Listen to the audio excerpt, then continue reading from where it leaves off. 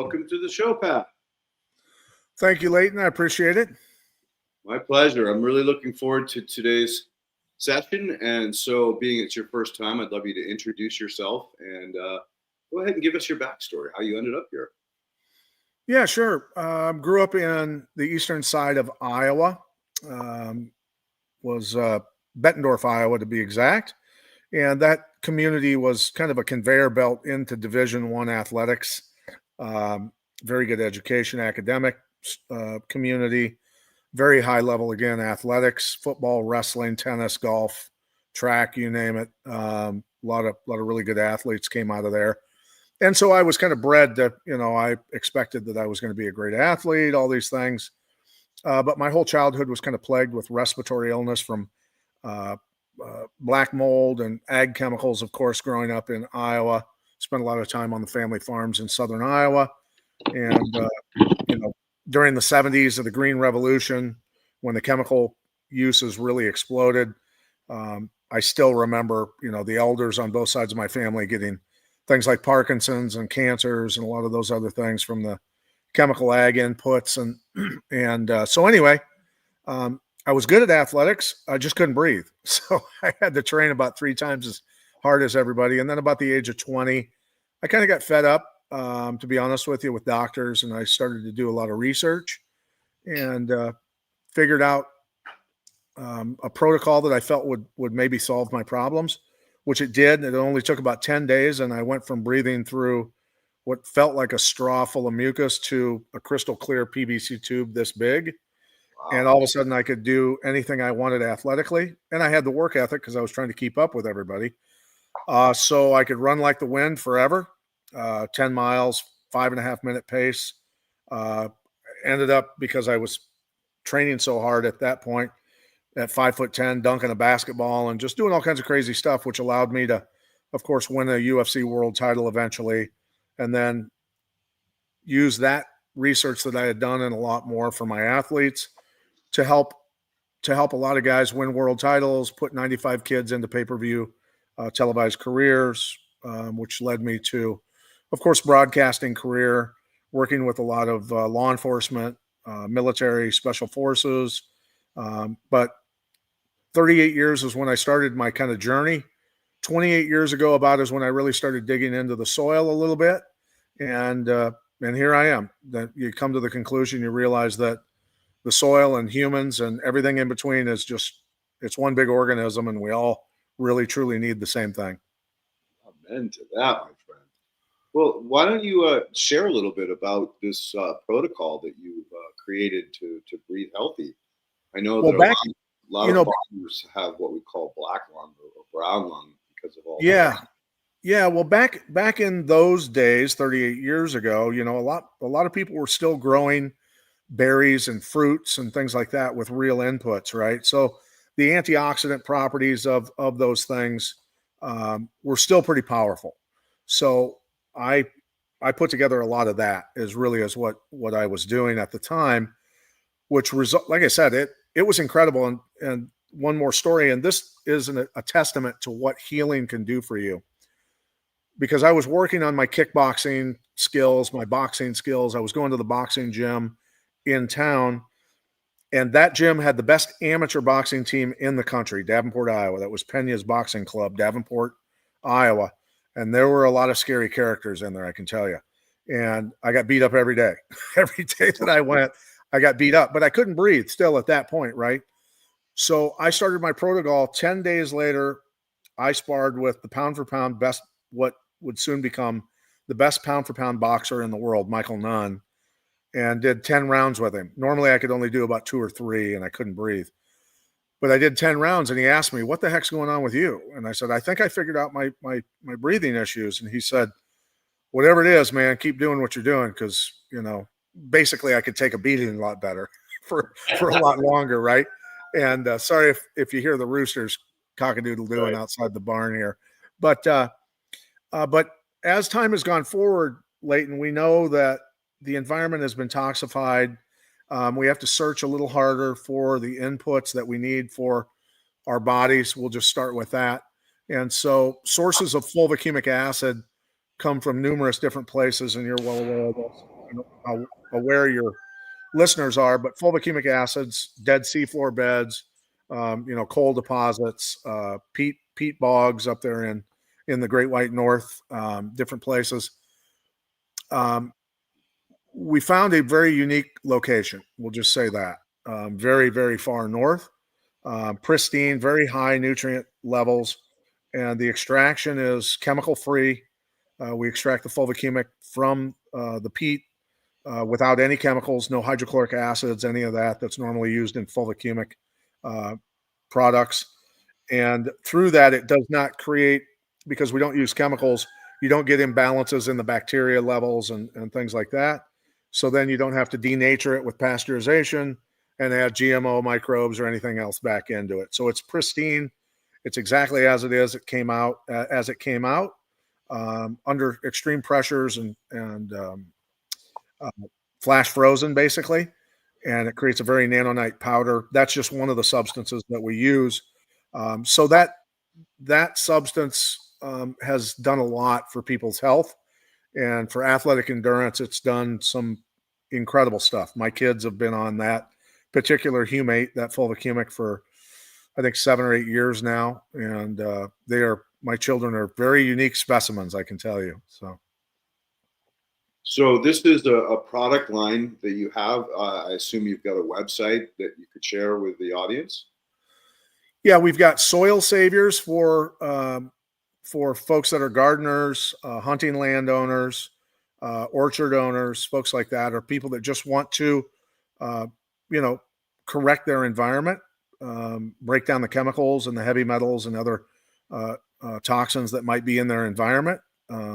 And then we've got cell saviors for humans, and we're slowly releasing all of those products as we go. This is our tip of the spear product. The cell saviors fulvicumic acid is kind of the tip of the spear product, and then we'll add 1 or 2 products slowly as we go to help people familiarize themselves with kind of what we're doing.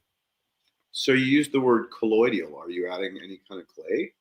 Colloids and then colloidal. So the colloid minerals in the fulvicumic are that because they obviously are 60,000 years. That's the sediment layer, basically, that substance comes from, where it's still alive. The soil-borne microbes are still there.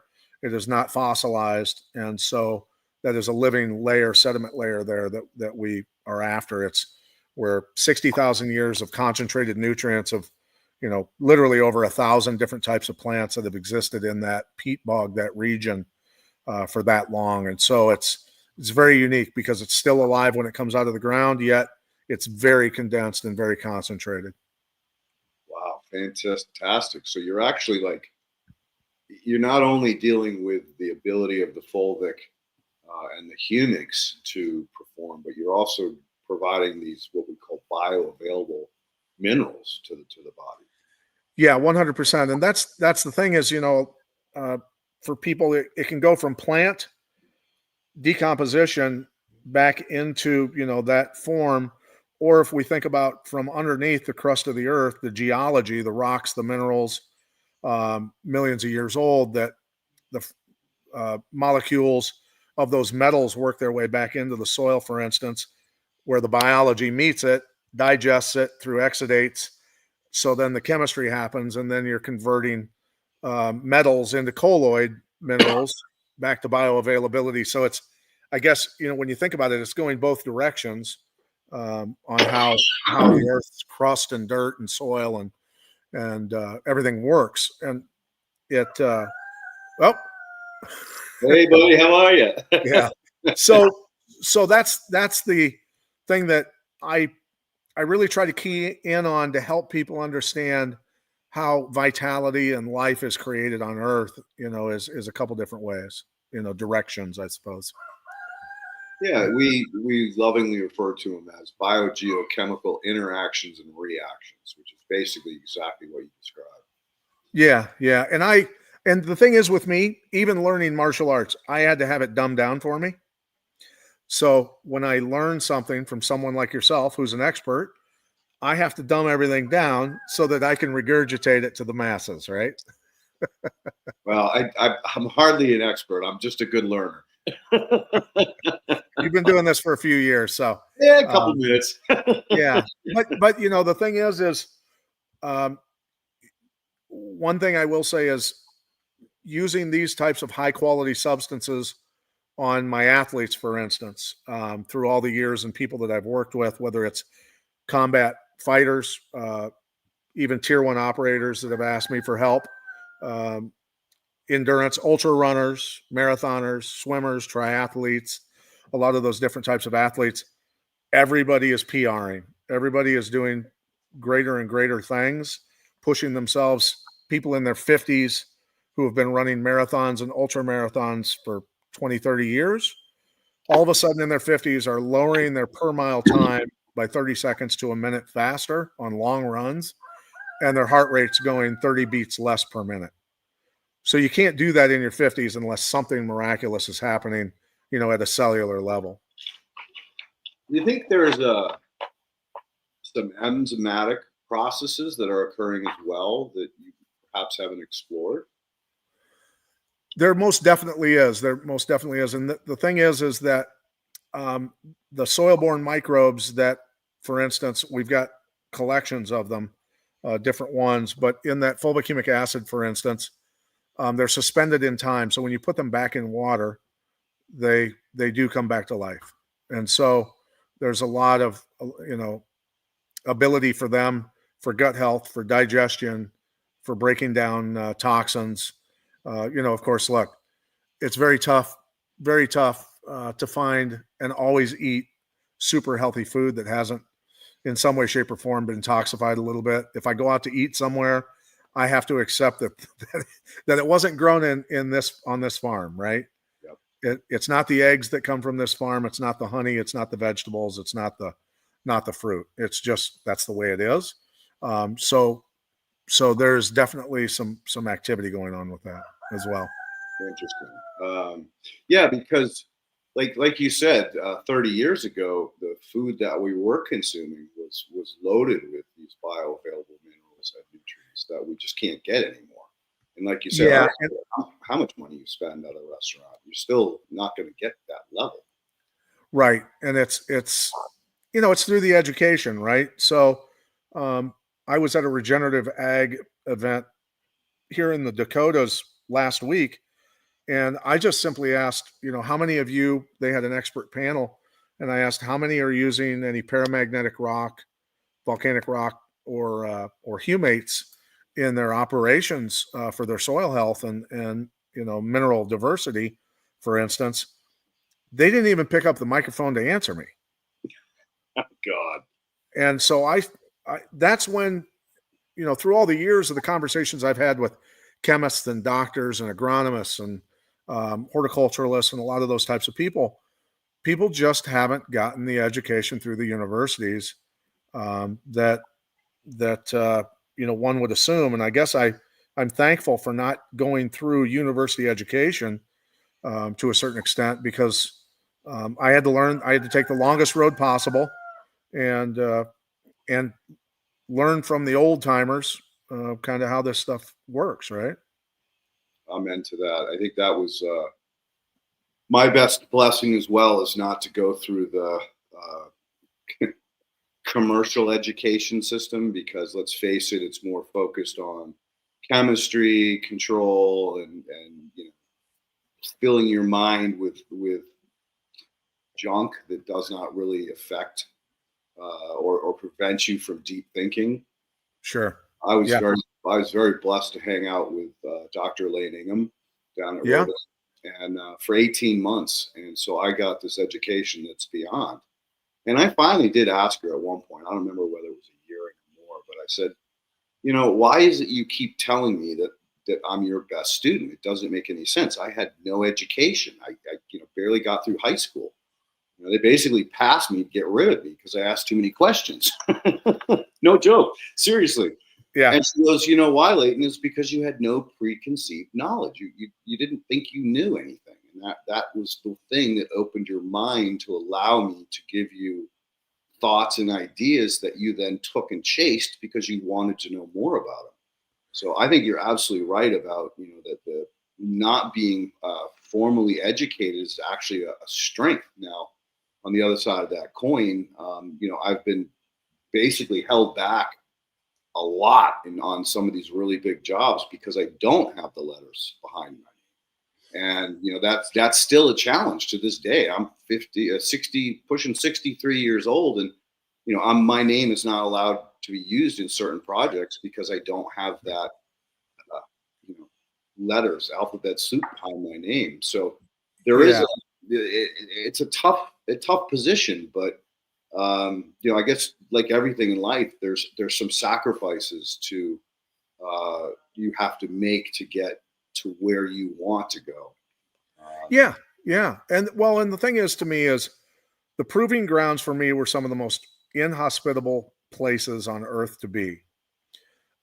Whether it's somebody who's running 100 miles in one day, whether it's climbing into a cage and fighting a human being that's very highly trained to damage you. I mean, to send you to the hospital, to get their paycheck. Special forces operators, people that are operating at high altitudes, extreme conditions, things like that.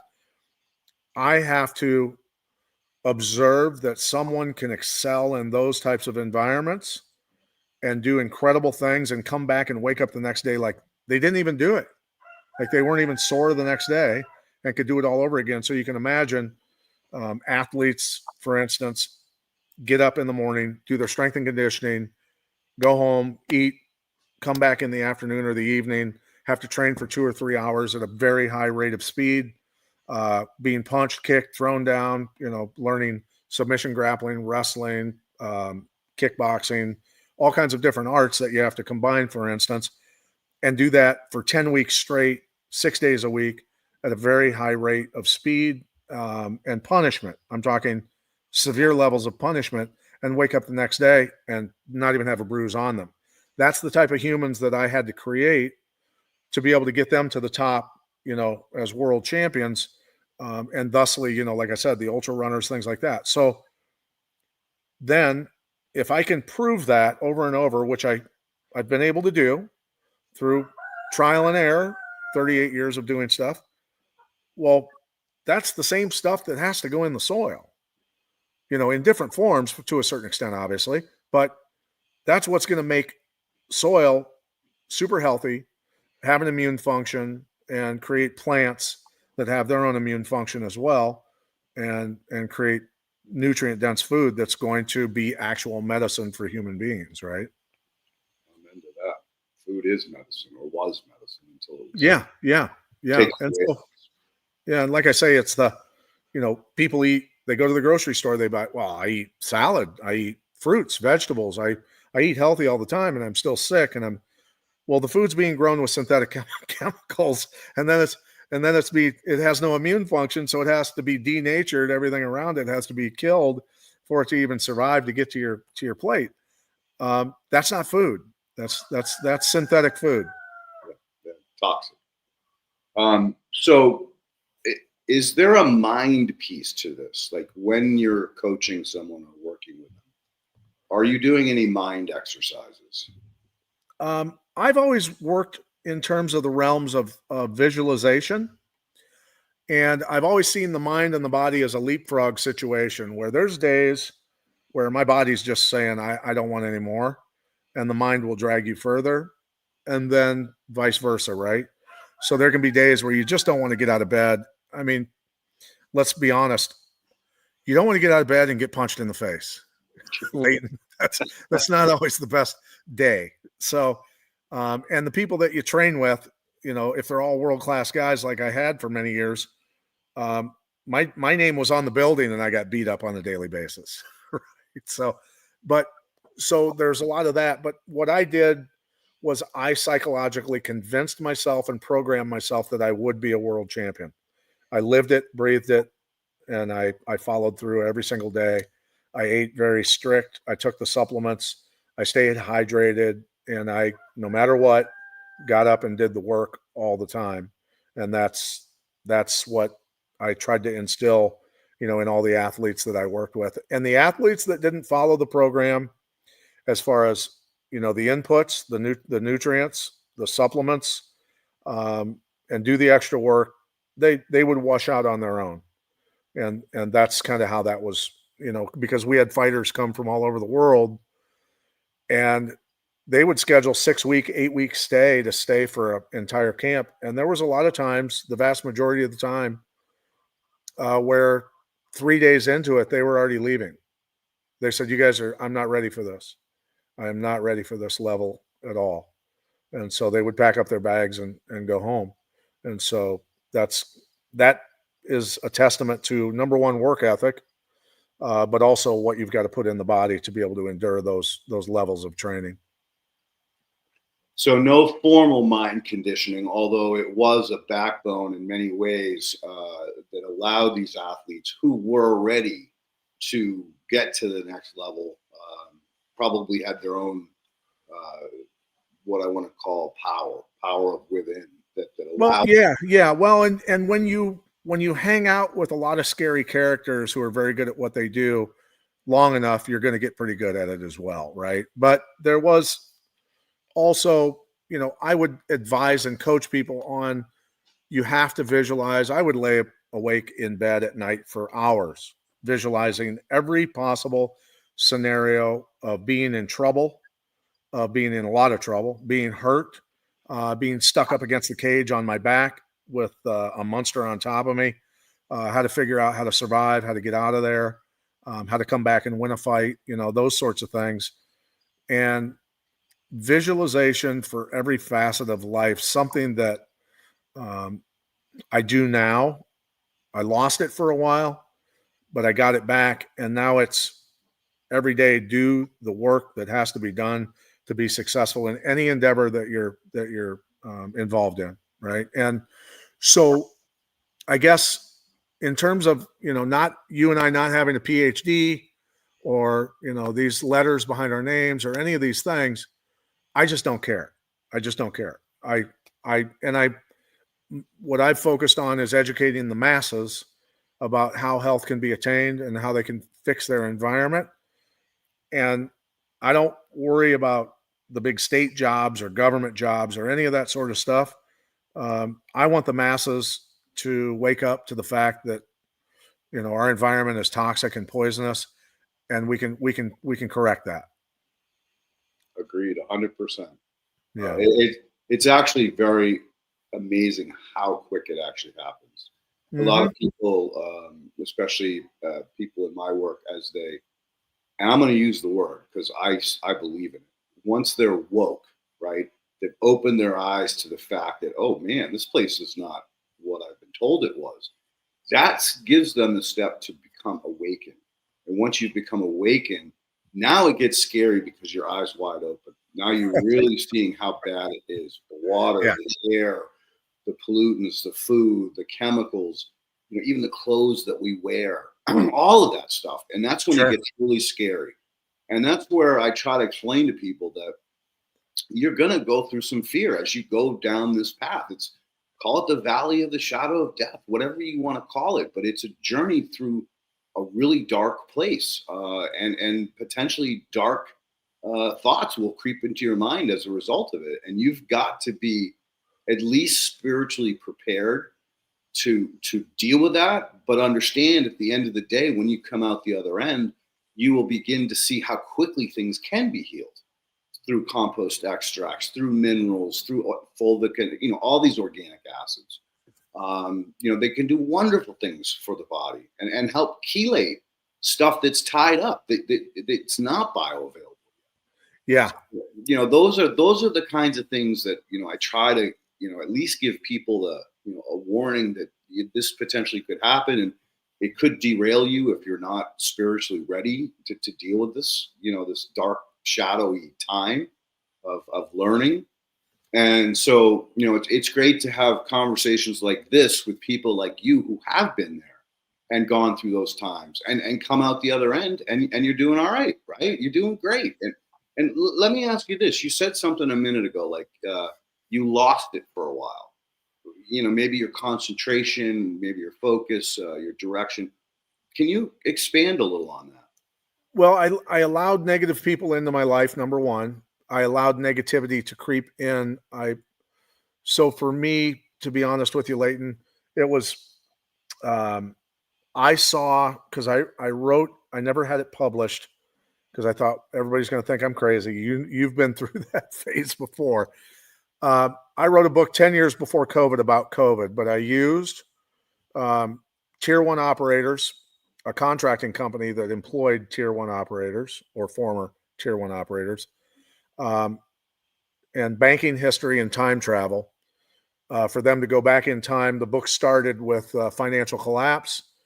China had dumped its bonds, and our Wall Street, was the stocks were tumbling, everything was imploding, and as the book journeyed forward, people were forced to get nanotechnology, vaccines, and a lot of other of these things.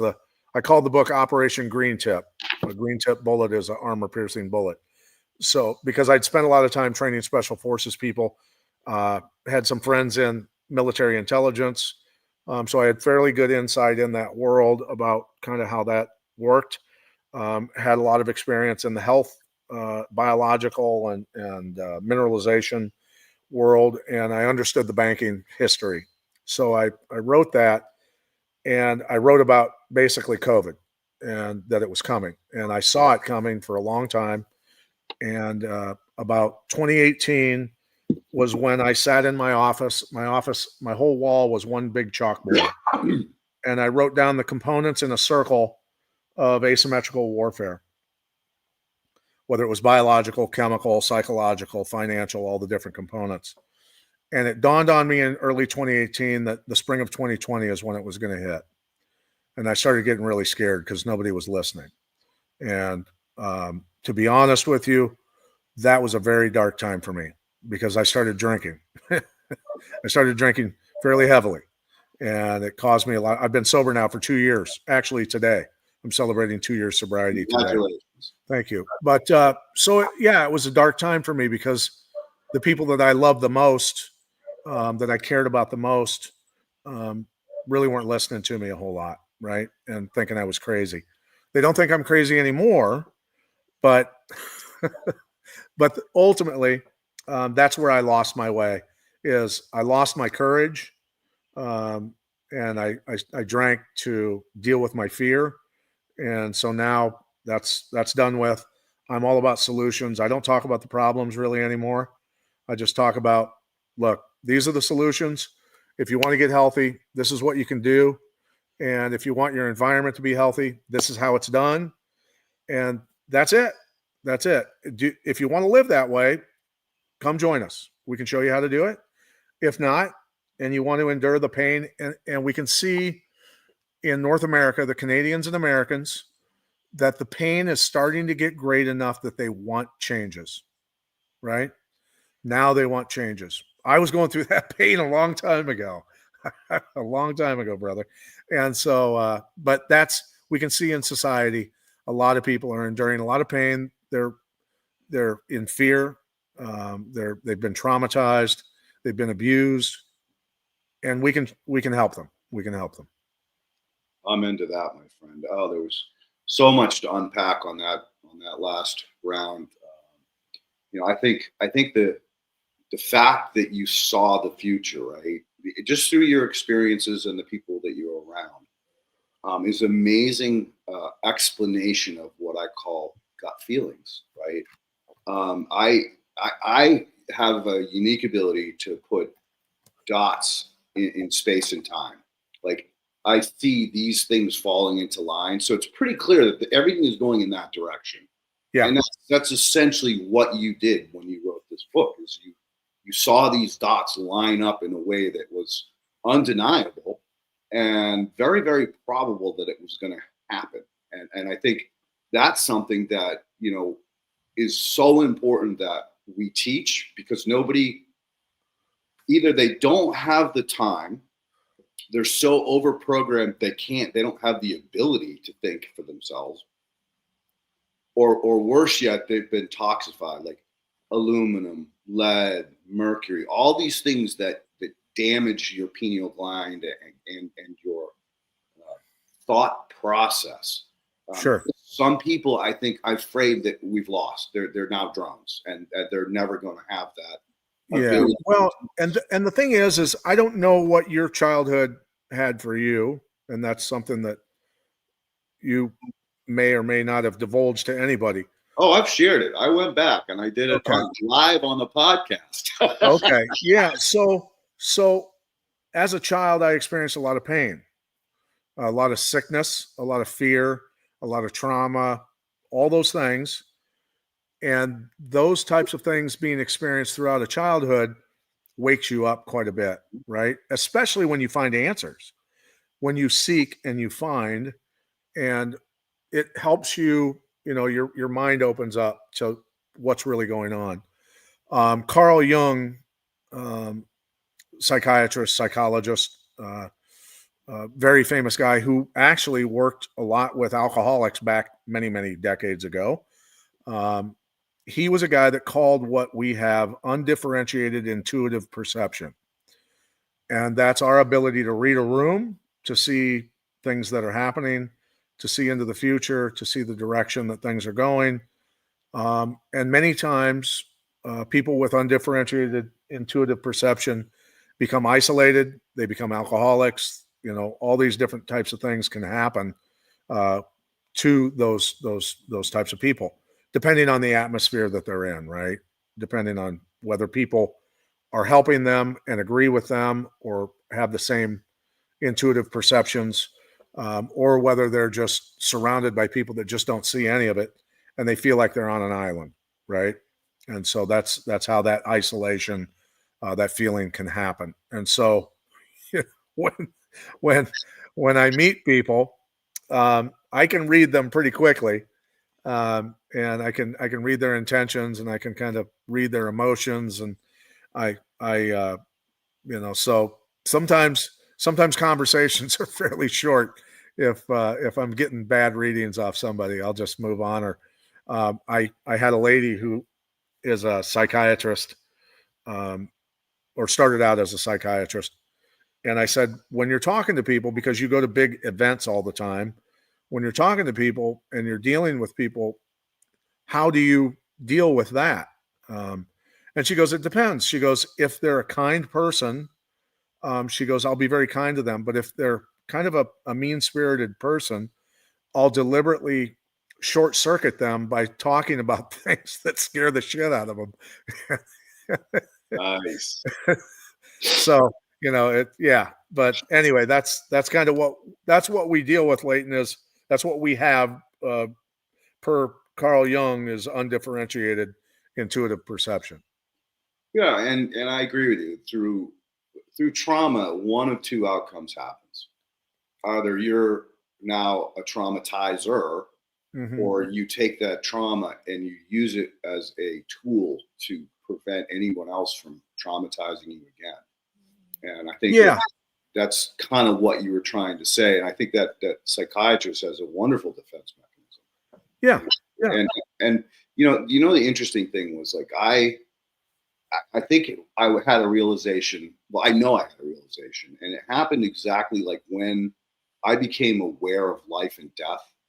Like, somebody I really loved in my life died, and she actually committed suicide, and it was for the right reasons. She had cancer, and when I saw her over the summer, I'll tell the story. All right, I grew up with 5 girls in my family. I had 2 sisters and 3 cousins. All were girls. We would summer in a house that my grandfather owned in Maine, on the tip of a point, Fortune's Rocks. Beautiful place. As we children came into their lives, they actually built a bunk room where we could put all the kids, the overflow of kids. There was 4 beds in there. And it became clear that it got to the point where my father and my uncle and my other uncle, who'd never had children, sat around one night and said, Leighton's getting kind of old to be sleeping in the same room as our daughters. So we're going to have to figure out another place to put him. And it's not fair to put him out on the couch, because the sun comes up at 6 o'clock in the morning and just, like, whoa, right? So they talked to my neighbor, who was a woman by the name of Mary Wedger. We called her Nancy. And her husband had passed away a few years before this.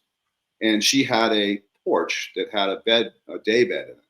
And so they made an arrangement for me to spend summers in her porch, which was like literally a stone's throw from our house. So when I woke up in the morning, I could walk out the screen porch door, down the set of stairs, and over to my parents' house. And so it was very, very convenient situation. Well, she and I became very, very fast friends over a short 3 summers or 4 summers, whatever it was. She would, when I was sent home by the parents, I would often be given ice cream and sit down and watch, a baseball game with her. So she took good care of me, right? Really good. Yeah. And she'd always have cookies for me, and when I came in during the day, or when I got in trouble, which was quite often, and I was sent to her room or sent to my room in her house, and she always take me under my wing. So easy to say I fell deeply in love with her as a parent figure, and really appreciated her. And she took the time to educate or school me. Not educate me, school me on some of the things that perhaps I wasn't thinking about. Well, when she passed, and it broke my heart, and before she passed, she told me that when we were leaving that summer, she said, "Leighton, I have cancer, and I'm sorry to say that if the pain gets too much, I might take some pills." And I'm like, "Well, what do you mean you take pills?" And she showed me her nightie, and she had like 8 pills sewed into the hem of her nightie. She said, "I have right here. This will put me to sleep permanently." And I was horrified. Like, I was horrified. I probably turned white. I didn't say anything. I didn't understand. Like, it didn't make sense to me at the time. And then, sure enough, I got the word later that fall. My mother and father came in and sat me down and explained to me that Nancy had passed away. And, I wouldn't be staying with her the following summer, and broke my friggin' heart, right? And that was when I was like, okay, there is life and death, and there are consequences in how you live. And it just kind of like blew my mind. Like all of a sudden, everything started flooding in. I started thinking about, my relationships, what I was doing, why it was that I did not have a lot of friends, why it was that, I had trouble in school and was often ridiculed and teased because I just didn't care. I couldn't be bothered with this bullshit programming that they were giving me.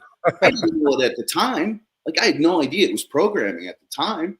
I thought it was just school, and I felt like I was a retard because I couldn't keep up with the other kids. So there was a lot of like internal. You were programming resistant, just as I was. Right? And I've met so many people in my life after the fact that have that kind of conversation with, and it's really interesting that we weren't indigo children. We were something in between where it just didn't work. We didn't connect with this shit, and we rejected it and refused it. Yeah.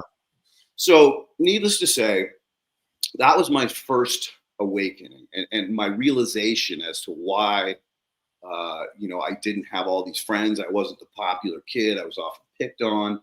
And that began my, I would say, journey to awareness, to take the time. Like, I played in the woods. I played by myself. I built forts. I did all the crazy stuff, fishing, playing with streams and making ponds and all kinds of crazy stuff.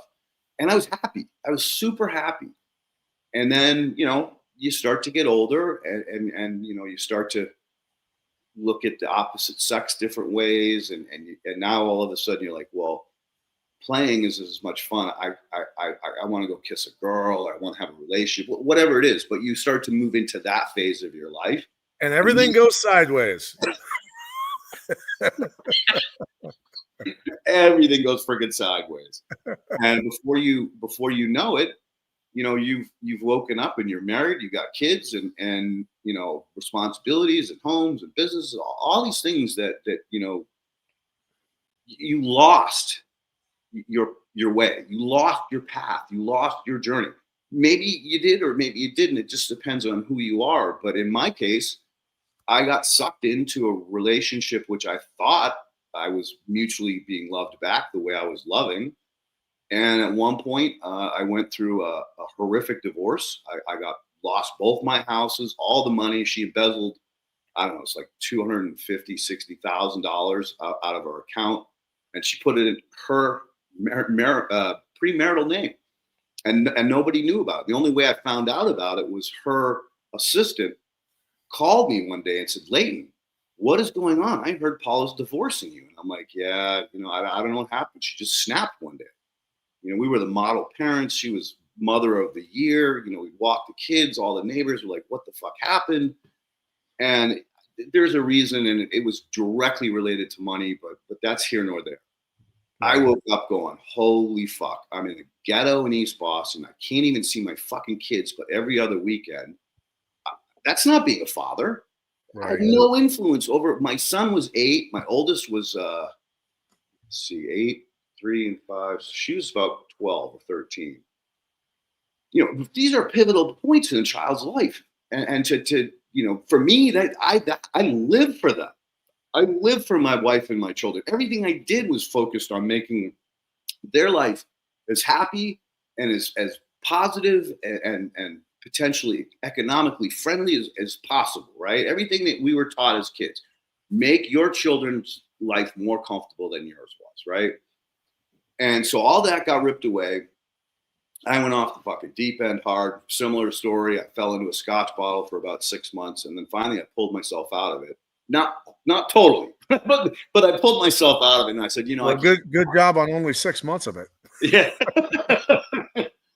So I came to a conclusion that I wanted to do something the rest of my life that made me happy, that filled my soul, not my pocketbook. I learned the lesson of money.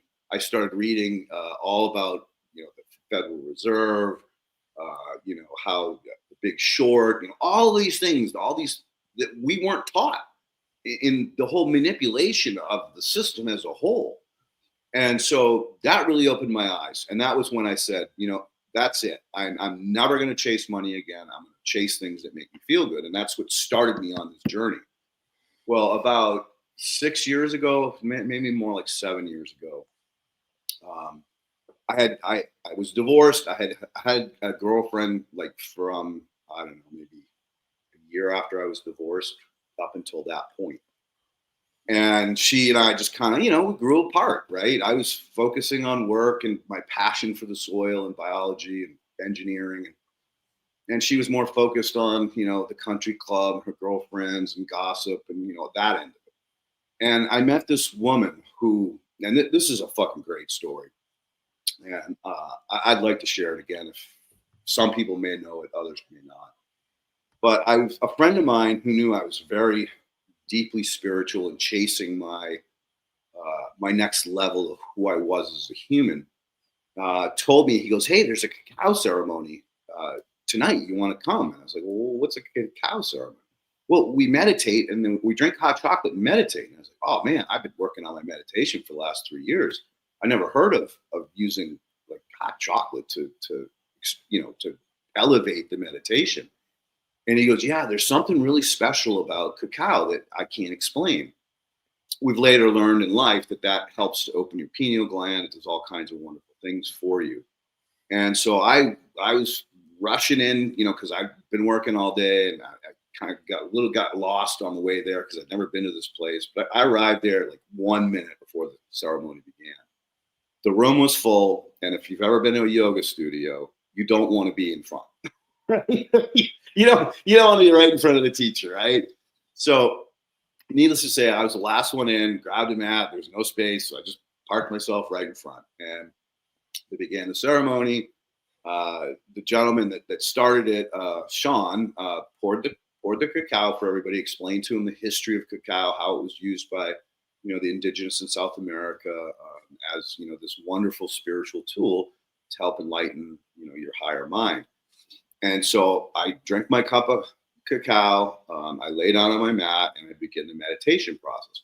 Now I had no idea it was a guided meditation. Right? Guided meditations are pretty cool because you have a person that kind of helps lead you down the path to a deeper level. Yeah. And it was a woman's voice, right? And Sean was playing singing bowls. So I mean, this was freaking badass. This was really intense situation. So he's making the sounds, and they're vibrating through your head. Woo, woo, woo, woo. And she's talking in this very angelic voice. So needless to say, we're winding down and getting ready to end that phase of the meditation. And all of a sudden, this woman comes into my fucking meditation. And I'm looking at her, and she's looking at me, and I'm like, what the fuck is this shit? Right? Like it kind of like pushed me back. I was like, I'm communicating with her. I'm not talking. She's not talking, but we're communicating.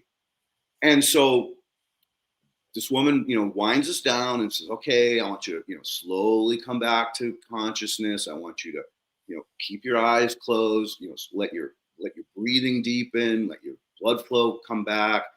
And when you're ready, open your eyes and sit up. Dude, this was a deep trance, really deep. So it took a couple minutes to come out of it. It wasn't like you just sat up in your mat, like a typical yoga session. Right. So I come out of it, and I open my eyes, and I'm staring at her, and she's staring at me. Now, this is a woman I never met in my life, right? And I'm like, did something happen to you? And she goes, yeah, I've been doing this a long time, and I've never experienced anything like that. And so I'm like, dumbfounded. I'm like, I could barely talk. I'm like, well, what does that mean? What happened? Why? And all of a sudden, the owner of the center comes rushing up between the two of us. Because remember, I'm in the front row, and she's right in front of me. And Christy goes, wow, you guys know each other. And we both look at her, with wide-eyed, go, I've never met him. I've never met her, right? So this bizarre transaction or occurrence happened. And I went on about we had another session. Sean guided at this time, and she played the singing bowls. And then we finished an hour later, and I left and never thought anything more about it. Well, a year goes by, and I have a discectomy. So one of my discs has basically been gutted. And, I was told that the disc above it and the one below it were going to eventually, need repair as well, because they're all going to wear now. Yeah. And so I slipped on some black ice and slammed underneath my car. And I was like, oh my God, that hurt, right? It took me probably 15 minutes to crawl out from underneath the car, crawl into the car, realize that I was in real bad shape, because I'd experienced this before. I drove myself to the hospital, and I said, look, I need an MRI because I think I might have, popped another disc. Something happened. This is what happened. And they basically gave me pills, oxy, some steroids, junk, right? Refused to give me the MRI. And like, no, you're going to have to go see a specialist. We don't just give MRIs away. Just take this, and once you calm down enough that you can come back and see a specialist, we'll deal with it. So I took the pills. I was unhappy. I was miserable. One night I got up to go to the bathroom, and of course, because of the pills, I was dizzy, and I missed a step and slammed my face into a bureau and crashed to the ground. Now I'm on the ground, my face is bleeding, and I can't fucking move because I fucked up my back again. Back to the doctor the next, 4 hours later, whenever I could finally get myself up and drag myself to the car, same thing. More pills. Sorry, you got to get your back calmed down before, you can go forward. Another 3 days of this, and I'm like, you know what? F this. I'm done. I can't take these pharmaceuticals. I feel like hell. And so I cold turkeyed it. I locked myself in the guest bedroom at Akiba's house, glasses of water, no cell phone, no computer, and I just friggin' meditated for 3 straight days. After 3 days, I got up and I said, you know what? I'm going to go back to that center in Washington, that healing center, and I'm going to talk to Christy about, maybe some acupuncture, some regenerative yoga, some Reiki, and stuff like that. So I went back to Christy. She saw me. She goes, oh my God, Leighton, you look horrible. And right? Because I'm sure I did. And, right? Here you were looking for a date. Yeah. So I explained to her what happened, and she goes, okay, we'll put you with Jampa. He'll give you the Chinese herbs. He'll do all kinds of different types of acupuncture. And I didn't even know there was multiple types, but there are. And so, and then I'll put you with Pauline for the restorative yoga and the Reiki.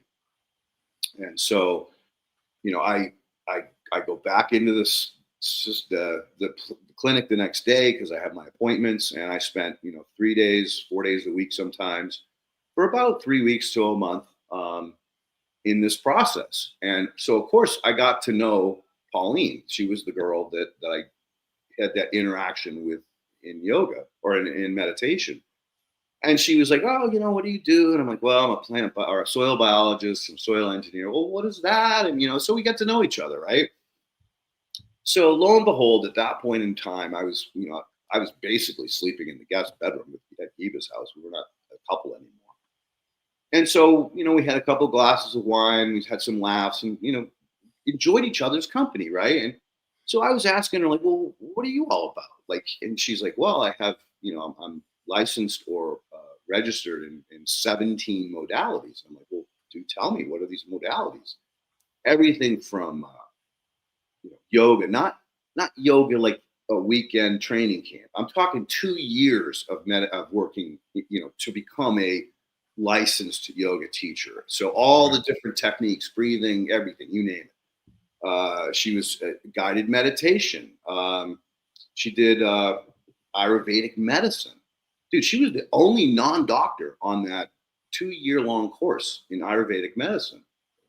And I can go on and on. So she was really deeply connected. She's done a lot of work, and so I started opening up to her about like my experiences, and I'm like, yeah, sometimes I walk in a room and I just get like chills, like my hair raises up on my neck, and I'm uncomfortable, and I don't connect with people all the time, and it seems like the people I connect with end up like taking advantage of me, like they're narcissists. She's like, "Leighton, you're an empath." Like, "Well, what the hell's an empath?" Right? "Well, what are you talking about?"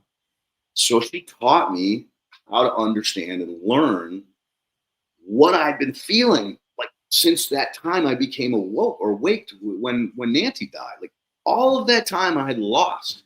I had done some spiritual work. I'd done men's groups. I'd done meditational work, but I didn't have that missing piece of the puzzle of, okay, the reason why you feel other people's energy is because you're an empath. And Right. and narcissists feel your energy and they want to surround themselves with you because they want to Sure. suck like a vampire. Yeah. So I learned so much in that first year of our relationship. Unfortunately, she passed away from cancer about 3 years ago, and I deeply miss her, and I miss the guidance and having her around. But she taught me everything I needed to survive what I went through in the last, say, 5 to 10 years or 8 years. Yeah. And that's something that I think, I wish more people would understand, that they can become intuitive, they can become empathic, we all have it. It's either been taken away from us or we've been scared of it. Or Well, and the problem too is, between environmental toxins, ag chemicals, self self, deodorants, shampoos, um, pharmaceuticals, these are very, very toxic substances. And, just for instance, oral birth control pills, for any women listening to this or that ever listen to this, if you're on oral birth control, understand this one thing is that it's proven through numerous researches, studies, to deaden frontal lobe operation of the brain. And what that does is it removes the ability to have empathy, thereby creating narcissism when you don't feel empathy for other human beings. Those are the types of things that are being created around us. And unfortunately, for people that feel empathic, in their nature, it's very important. One of the hardest lessons I've learned that had to get burned into me like a branding iron numerous times is that um, all of any of the hurt feelings we might have, or the um, we go into relationships or business and we do kind things. We're a people pleaser in those ways. We expect that to go both ways. That's not how life works. No. And you have to go into things, especially as an empath, you have to go in and set boundaries. And you have to let people know, listen, don't cross this. I'm just letting you know. This is what happened between us. And this is what made me feel really uncomfortable or worse, pissed off, whatever it might be. Listen, don't cross that line again, because this relationship isn't going to continue if that happens. And you have to set boundaries like that. And you have to be willing to end the relationship. Doesn't matter who it is. I don't care if it's your brother, your sister, a parent, whoever it is, because there's narcissists all around us in different roles. And that's just the way it is. And that's one of the hardest lessons I had to learn was, no, I'm good. I appreciate it. You've taught me some great lessons in life, and I got to take that with me and go somewhere else. That's how it works. How did you find that? Well, how did you figure that out? Because that's not easy to figure out. Through being put in horribly compromised positions, emotionally, financially, all kinds of different situations, that left hanging on a cliff in many ways, where you go, whoa, that I didn't see this coming. And that's just the way it is. Like I said, I mean, I won't go into details, but I can just say that people, even if you save someone's life, and I mean save their life, they will turn around and throw you under the bus. So the boundaries have got to be set. And if you keep going back for more, it's what you deserve. That's just the way it is. And so it's like that hot stove. How many times do you have to touch it to learn a lesson? And so hopefully once. right. But with every resentment, this rooster is going to be for dinner here pretty quick. He's fine. Every resentment is created because of a lack of boundaries. Every single one of them. If they do it to you once and you warn them, and then they do it to you again, and you say, I'm good. I'm good, man. And if you have to work with them, say you have a job where you've got a narcissist, you got to do your best to insulate yourself, and you just don't interact with them, or as little as possible, and you keep it on a business level, and that's it. You don't, no, go out for, no, we're not going out for dinner. No, I'm not going to have a drink with you. Have a good one. That sort of stuff. But that's life, man. That's life. People out there looking for angles, looking for people that are suckers, people that are empaths or people pleasers who will, and that comes from a childhood of, I want my dad to be proud of me, or I want my mom to be proud of me, and doing my best, and always, and nobody paying attention to me, and nobody giving a shit, or whatever. However you end up in that cycle from childhood moving forward, you got to lose it. That's just what I've learned. Yeah. So how old are you? Can I ask? We'll just say I'm in my upper 50s. Okay. All right. So we're a similar age.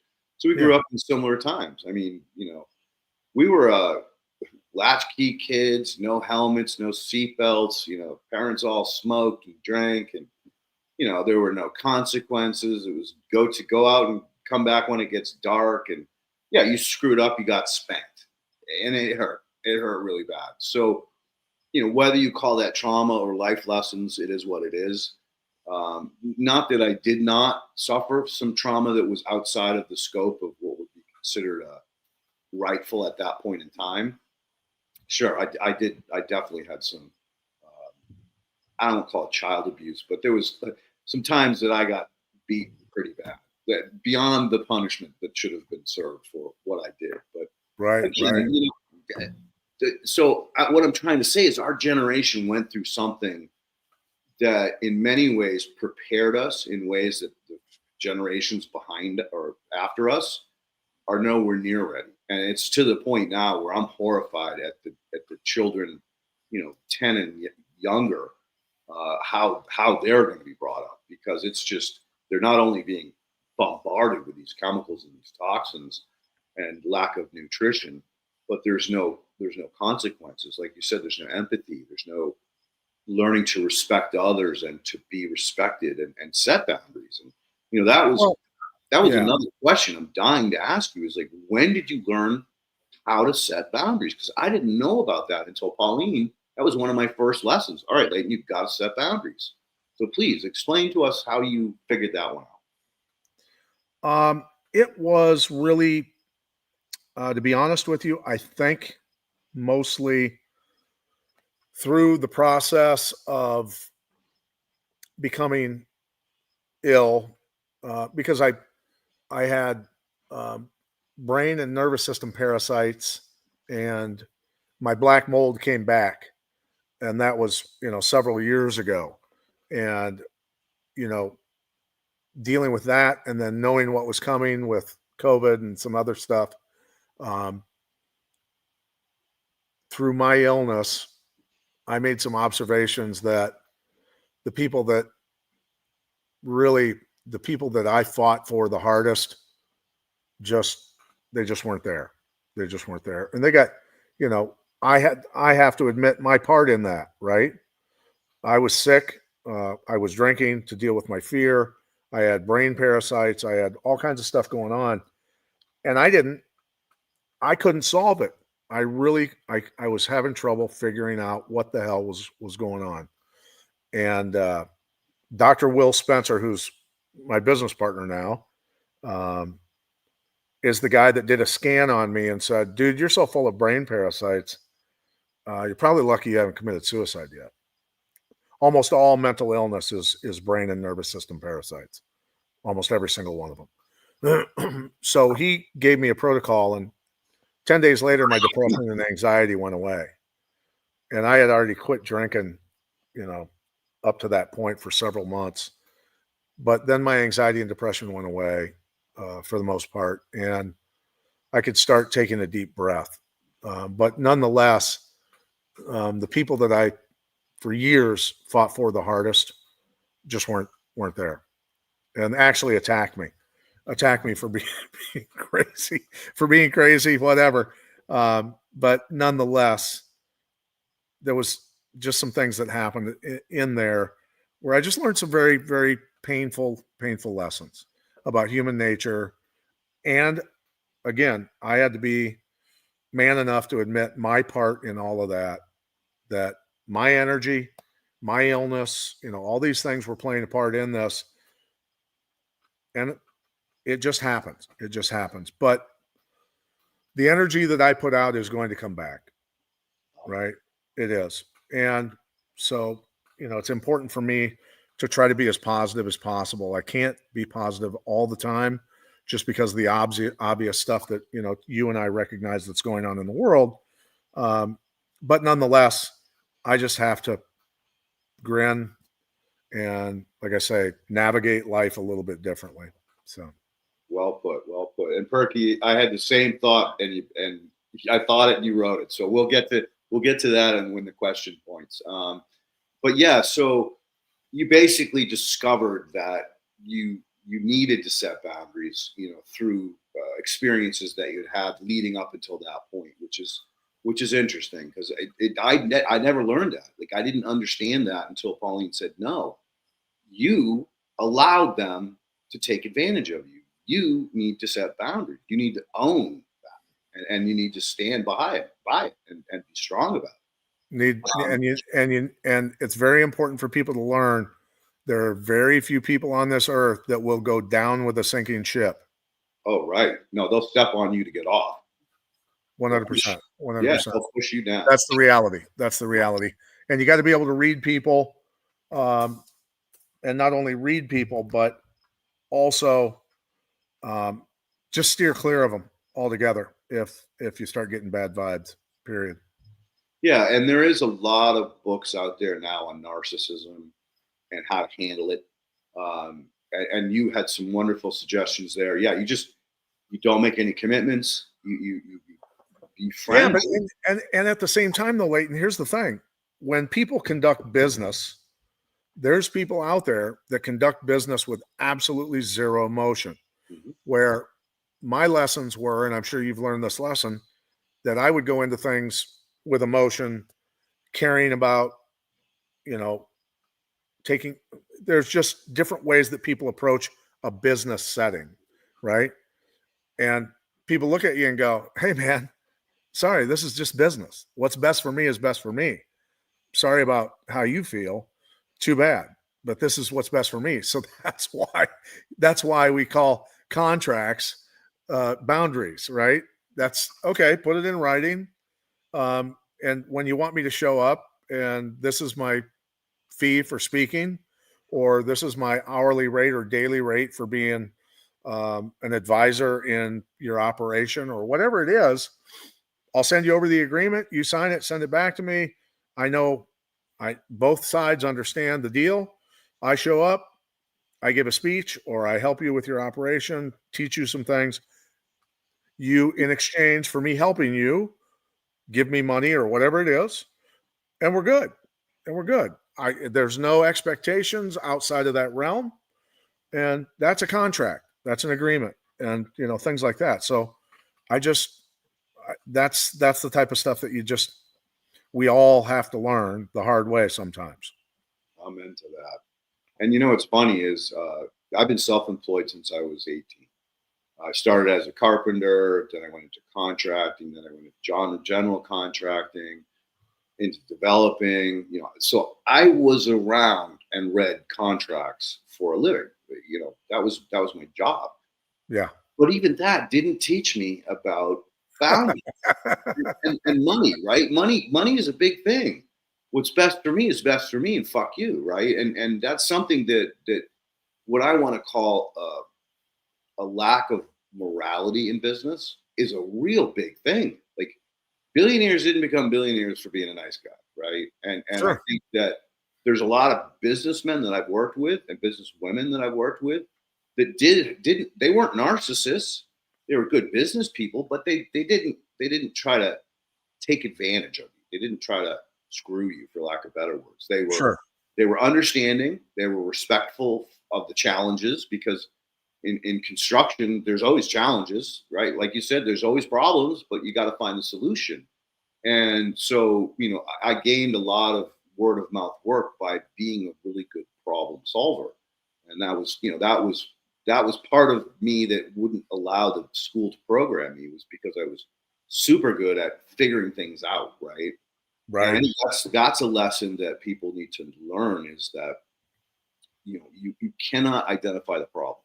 The problem is the problem. You can say the problem, but you're not focused on the problem. You're focused on how to get through the problem, or under it, or around it, or solve it, whatever it is. Make it go away. Either move on or fix it, one or the other.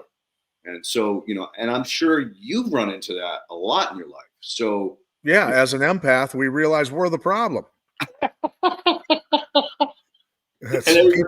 Empaths and people pleasers are the problem. We don't get it. So until we feel enough pain, again, pain's the teacher, where we go, all right, I have to operate the way everyone else is operating in the business world and in personal relationships and everything else, that we all just have to set boundaries. And that's part of adulting, unfortunately, right? Mm-hmm. That's life. We can't expect people to wear their hearts on a sleeve and operate off of just love for their fellow man. That's not how it works. Yeah. If it did, people wouldn't have taken shiny shit and a bunch of money to poison the environment for 60, 70 years, right? Yep. No, and as much as I hate to say it, look, the farmers were going through, you think about the historical references that we have to talk about. 1971, Nixon takes us off the gold standard. Mm-hmm. Then there's some hiccups with the financial system. There's some ups and downs. Hit the 80s, and farmers are taking a really, really bad hit. and they crank the chemical stuff all the way up, right? They crank it all the way up, and that's when it's on like Donkey Kong, as they say. And look, farmers had to save their families.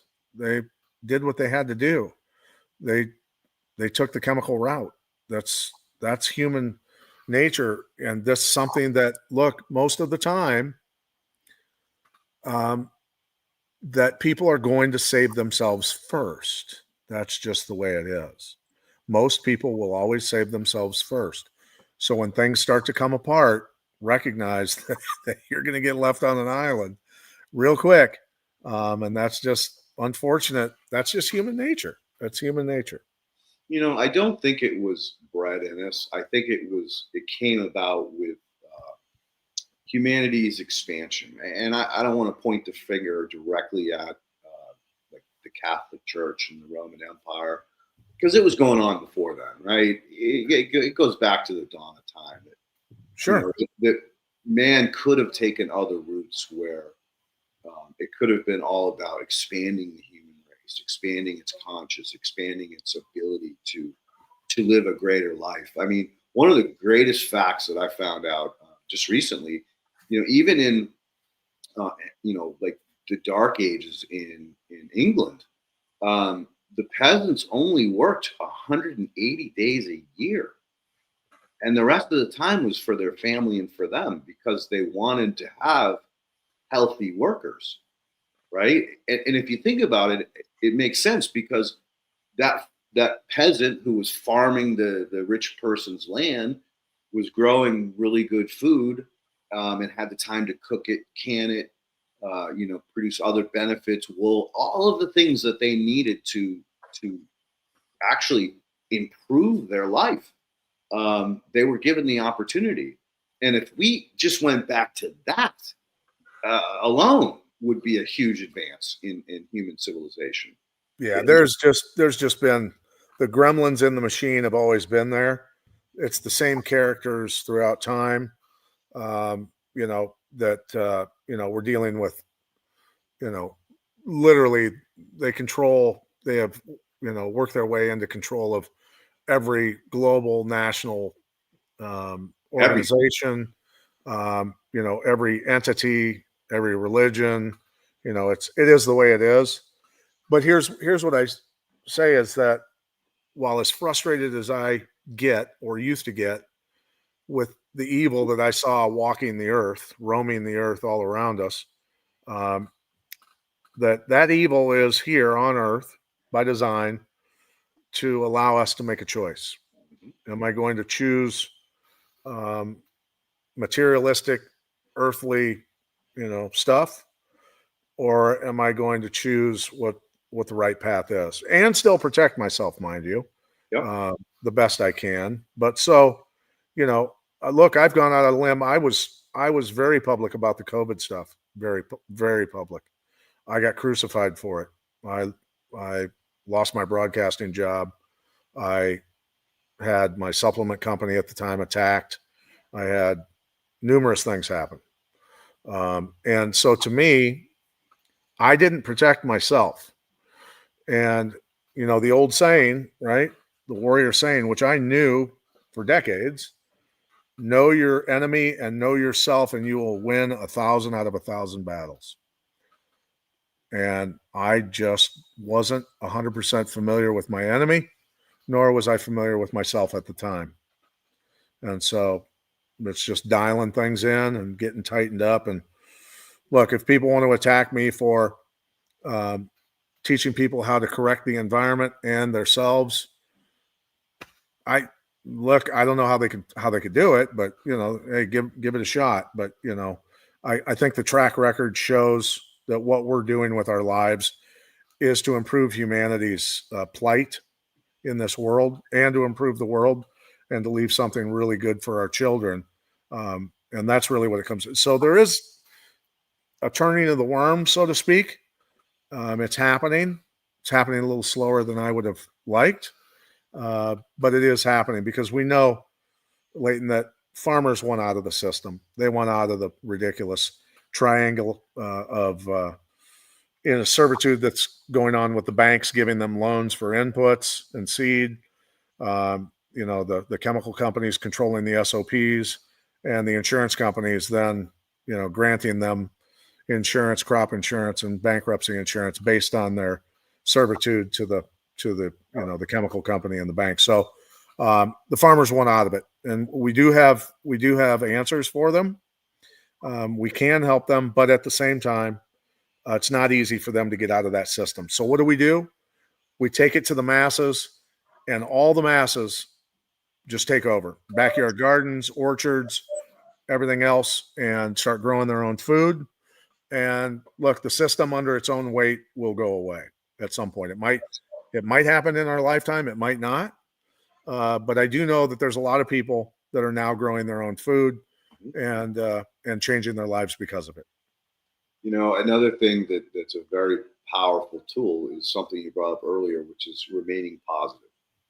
Like, I can't tell you how many times I've been literally like, there's no way out of this. There's no possible way. But I'm not gonna dwell on fear. I'm not gonna allow the fear to creep in. I'm just gonna get up every day, even whether I'm getting paid or not. I'm gonna go do my job. I'm gonna communicate with people. I'm gonna consult with those that need help, that can't afford it, make my compost, whatever it is. But I'm just gonna remain positive. And I can't tell you how many times that has helped me get through some of the greatest challenges of my life.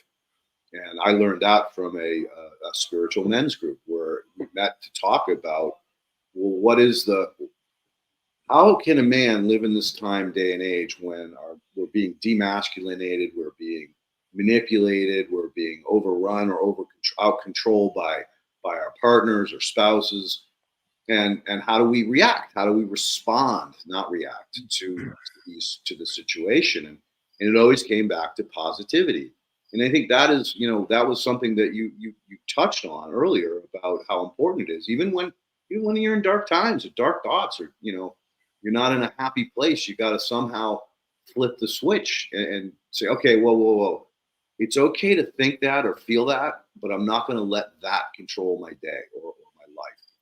And right past it. Yeah. I think you've learned that the hard way through the work that you've done over the last 28 years, and probably never even realized that was the thing that got you through it all. Yeah. And the lessons that, for me, subconsciously, what I did after healing myself of the lifelong respiratory illness, by turning myself into a world champion fighter, what I was subconsciously doing was protecting myself from ever being physically abused again. That was what I was subconsciously doing. What I didn't realize that I was doing is, the more I excelled as a physical, at the time, a monster, right?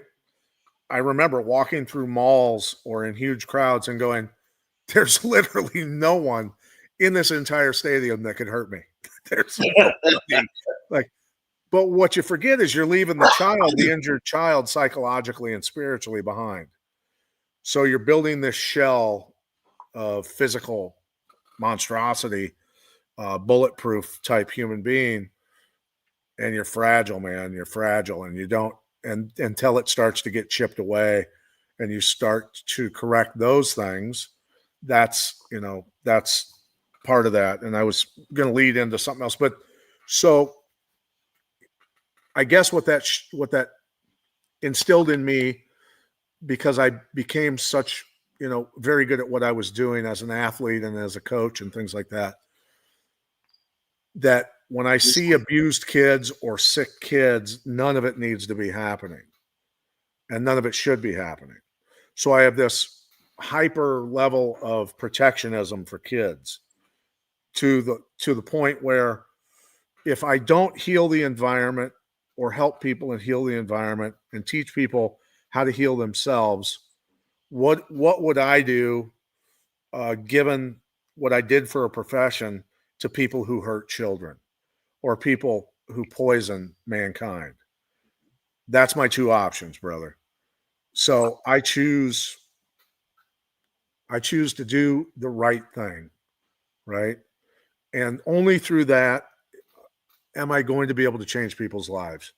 Because if I were to go out and go after all the child molesters and violent human beings and the evil people on this planet that are taking advantage of mankind and poisoning us and all the other stuff, man, that's a long line. That's a long line. And now, you know, I'm pretty capable of doing some things, but I would much rather just see people smile and thank me and send me text messages and call me and tell me that their lives have completely changed because they no longer have illness and are changing their life, you know, and that they're doing the same thing for the people around them, right? Yep. That's it. Teach a man to fish. Yep. Just give him a fish. Right. Yeah. I hear you. I mean, yeah, if you allowed yourself to go after the bad guys, you got sucked into the mud because you're never going to win. You're eventually going to get killed or thrown in jail. And yeah, it's just it's the frequency. I cannot. It's the energy and the frequency. I can't. Exactly. I can't. And those people that are doing that, you think about. Here's the thing that people don't realize is a guy like Bill Gates or Klaus Schwab or Larry Fink or Jamie Dimon or any of these people that are billionaires and deemed as, you know, Disney level villains on this planet, which they legitimately are. What kind of childhood did they have? What did they get put through to become that level of whatever they are? Like there had to be some really, really evil, heinous stuff going on for them to be willing to abuse the masses the way that they do, right? So that's what we have to think about. I have to pray for those guys as much as I dislike being told that I have to do that. I have to pray for those guys that something comes upon them and they feel the weight of the world truly upon their shoulders and change their ways, because we're all capable of it, man. We're all capable of going either direction. Just keep choosing the right path and let the cards fall where they may, right? Money is a very, very powerful thing that sucks a lot of people into it. And you're right about, you know, praying for these people. And I kind of look at it like, you know, Darth Vader. Like when I was a kid, Star Wars was, oh my God, it was just so incredible for me to see it. And you know, I couldn't wait to mix the films. And then to see Darth Vader at the very end, flipping to the good side. That's always like held in my heart. Like, okay, as evil as this mother effer is, you know, there is still a chance that he can flip and actually do some good and by saving a life that is going to be transformed into the next, you know, Charlie Kirk, for lack of better words, somebody that really affects a lot of people in a very positive way. And if he doesn't, and that person never comes to light, that's where the real sin is. And so I try to stay like, yeah, I'll pray for you. I'll hope and pray that you do see the light before it's too late, and you're sucked into another round of living hell. But yeah, right. What else can you do? Yeah, and Matt Hughes, who's one of my, you know, former fighters that I trained for a lot of years, said it the best. And he looked at me one day after he was a world champion as well. And he goes, you realize we have to walk on the bodies of the dead to get to the top in what we do, right? We have to crush a lot of people's dreams to wear that gold belt around our waist and be a world champion. And it all kind of hit me that, you know, I think I really ruined a lot of guys' dreams along the way. And so there is some atonement for living that life of selfishness and, you know, going out and willingly damaging other human beings the way that I did for so many years, that I guess it's that internal thing saying, well, now it's time to just teach people how to heal themselves, you know? Yep. And Yep. That's the best we can do. It's the pendulum, right? The Yeah. pendulum always swings, and where it's supposed to spend the most time, it spends the least, right? So you're either over here hurting people or you're over here helping people. So yeah, you know, and that understanding that you have about that is just as valuable in driving you forward in the swing to the good or the swing to the embetterment of other people around you. So, you know, kudos to you. Well, and that's the the process of healing myself physically and doing the things that I did athletically, and then spiritually, psychologically, emotionally having to heal myself later. That's trying to put the whole package together. It's still, I'm still trying to put it together, brother. But it's a journey. It's not yeah, of course, but that's the thing is, that's when you have a lot of perspective, at least on when somebody, just the other day, I was talking to somebody who struggling with alcohol addiction, and I could read them pretty good. And that's where things can come in for me to help somebody who's in a lot of pain, doesn't necessarily see a future. I've seen it. I've been there. I know how dark it can get. And to just talk them through it for one day, just to get them to the next day. Mm-hmm. And then they get another day and another day. And before they know it, they got a week and a month and 6 months. Those sorts of things. That's why we're here. That's really why we're here. It's to help people get there. Just get down the road, man. Just help each other get down the road. I'm into that, my friend. I'm into that. And listen, there was so much more that I wanted to talk about with you, your experiences, what it was like to win the world championship. So will you come back on again in the near future? Oh, 100%. No, I'd love to. And we'll talk more on solutions we'll talk more about diversity of microbes and diversity of minerals and genetic expression and all that good, crazy stuff. And horizontal gene transfer. Yeah. But the earth can heal us, man. Just gotta know where to look and what to do. That's all. Yeah. So for the audience, I know we drifted off topic today. It's something that I love to do. When we get back together again with Pat, we will spend the majority of the time focused on soil health, microbial communities, and diversity, which is typically what we talk about. But I think it all comes full circle and understanding that you need to be spiritually powerful. You need to be emotionally strong. You need to be able to withstand that dark path of when you start and you realize just how monstrous and complicated that this is, the battle that you're going forward. But at this point in time is so much better than it was pre-COVID. Like my early years in doing soil biology, I got laughed at. Like, what the f- are you talking about, late? There's no life in soil. That doesn't affect how our food tastes or the nutrient value we're getting out of it.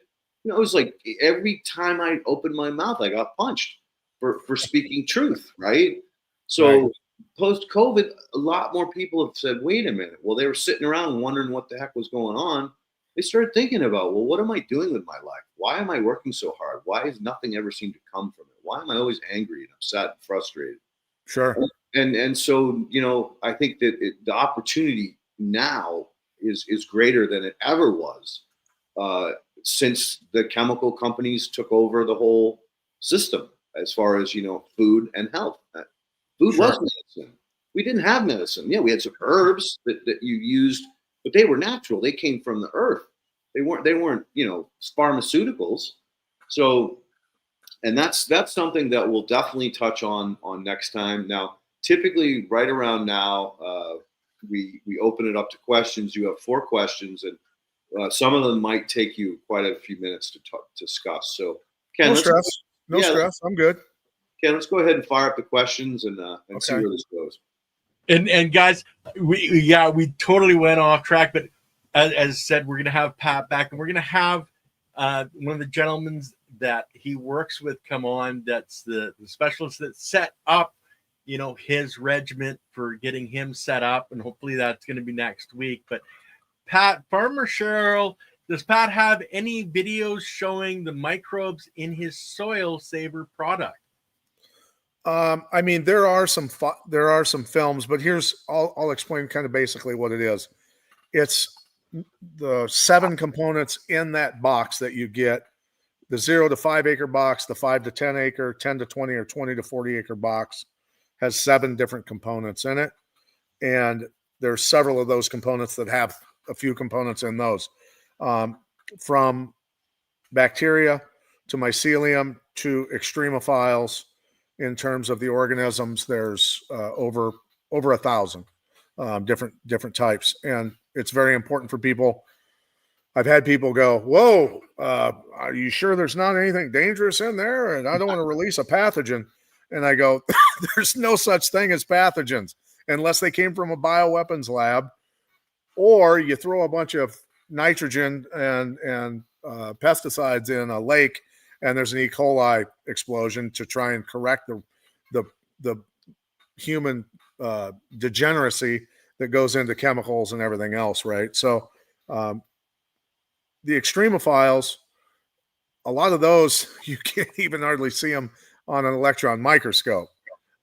So, but the diversity and when in nature, of course, and Leighton can elaborate on this, but it's why the people in laboratories can't figure out how we're doing this stuff, because microbes aren't going to express themselves the way they're supposed to in a laboratory as they do when they're dealing with the Earth's frequency, magnetics, the atmosphere, and all the other things that are going on with nature.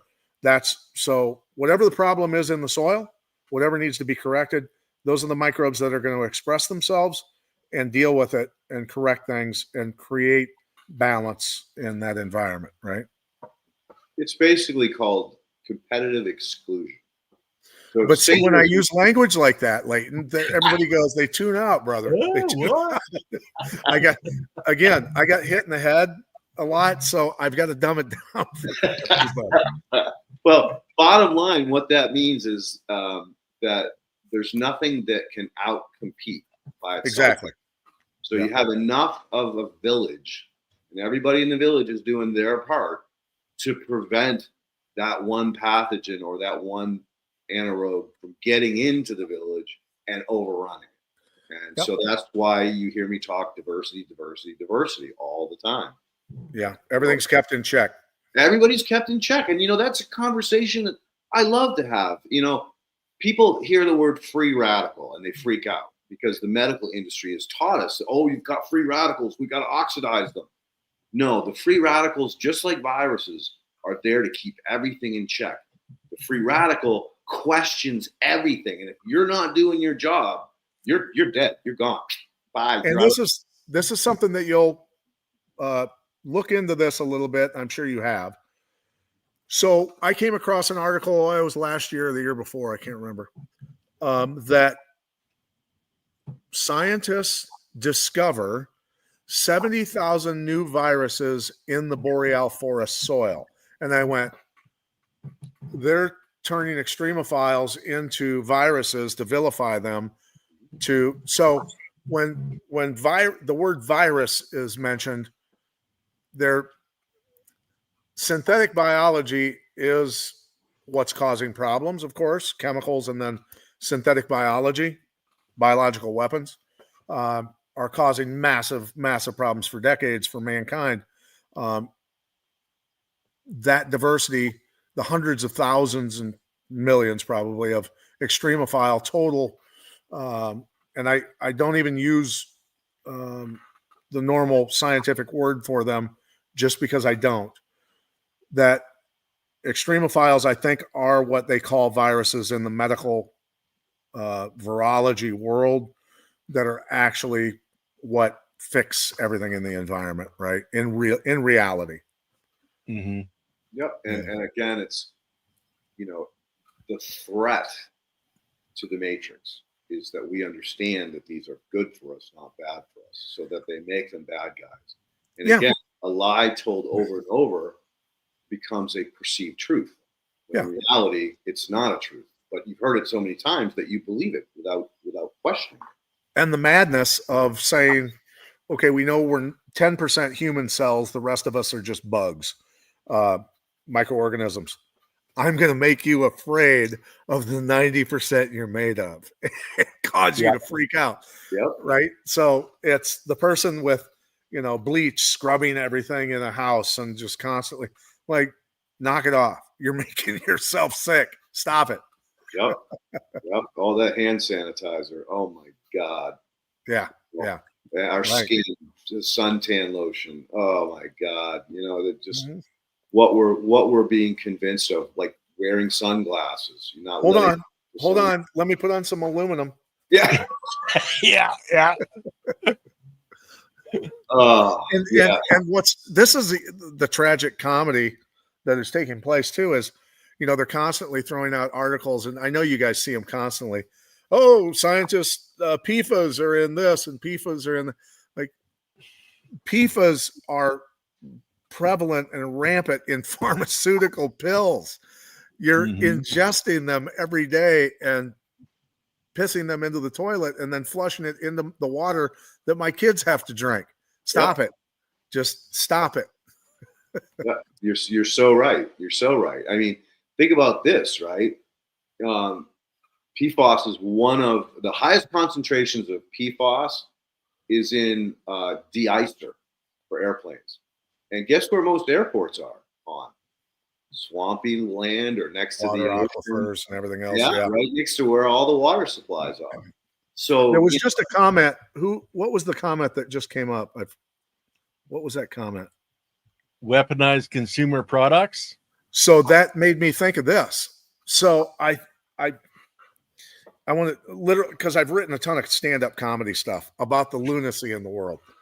And I'm like, if somebody comes up with a video game, this is going to be a huge hit, where it's a video game for kids where they learn how chemical weapons are disguised as ag inputs, right? Yeah. And biological weapons and chemical weapons are disguised as vaccines and pills, and psychological weapons are disguised as news broadcasts, and on and on and on, right? Just on and on and on. And that's the type of video game that needs to be put out for kids so that they go, holy shit, this is madness. Yep. And then we've broken the chain, right? Finally, we've broken the chain. Right. Where a generation grows up demanding that this stop. And how to navigate through the world and survive it and gain points and power and whatever else and riches or whatever the hell else in the video game that kids get for rewards by surviving the lunacy that's all around us. Love it, dude. Love it. Find a code writer. Get it on the shelves. Yeah. Oh, there we go, off topic again. Sorry, Ken. Yeah. Hey, the rants, a lot of people come here for rants, and this has been a show that's been, other than the very beginning, has been off topic on those rants, but those rants are reality, and a lot of people aren't talking about the reality. They're talking about the fiction, which is your news media and a lot of scientific reports that are not actual reality. They're just a dumping of the old sayings, just redone. So like you said, Layden, tell them a lie over and over and over again. All of a sudden it's the truth, right? But let's go back to Farmer Cheryl's next question here.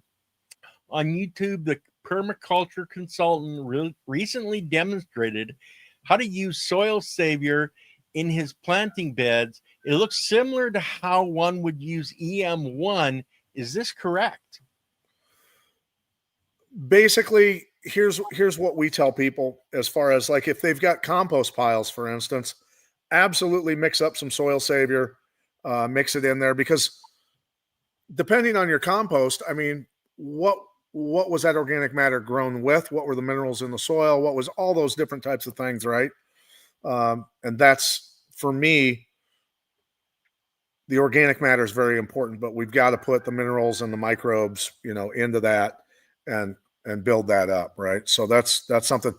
I also tell people, look, get dry spread, get paramagnetics and dry spread humates, and use those as well. We've got mountains of it that we're getting ready to turn loose on everybody, but we don't have that yet. But so, yeah, the paramagnetic rocks is something that I've been very interested in for the last probably 6 or 7 years. The power of the, what I want to call magnetism, to pull nutrient and store it and hold it on the cation exchange sites is really, really impressive.